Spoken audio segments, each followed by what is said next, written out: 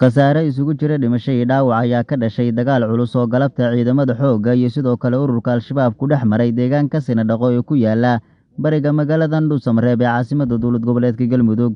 Dagaalkan ayaa yimid kadib markii al-shabaab ay galabta soo weerareen deegaanka oo maalmo ka hor ciidamada xoogga dalka ay ka faramuroojiyeen gacan ku hayntiisa.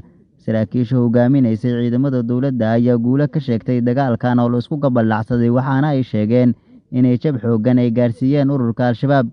Sidoo kale waxaa galabta soo gaaray magaalada Dhuusamareeb ee caasimadda dowlad goboleedka Galmudug ciidamada gorgor ee guutada 17aad, kuwaasi oo Muqdisho ka soo baxay dhowaan soona maray jidka isku xira Muqdisho iyo Dhuusamareeb.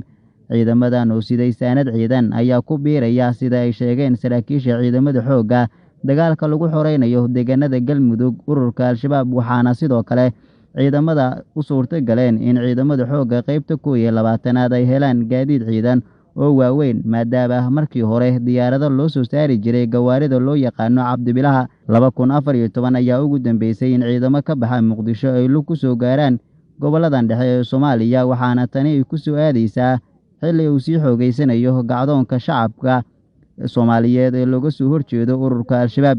Farxaan Ahmed Cabdi, KNN, Dhuusamareeb. u doona Soomaali Suudanes Hospital daryeel daweyn iyo dhaqaatiirtii khibradda lahayd ee dibadda loo aadi jiray. Bartilmaameedka Soomaali Suudanes waa badqabka bulshadeena.